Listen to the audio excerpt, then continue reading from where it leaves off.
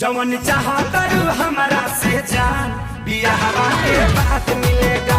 अभी नहीं हरे में कुट गेहूं धान बियाहवा के बाद मिलेगा।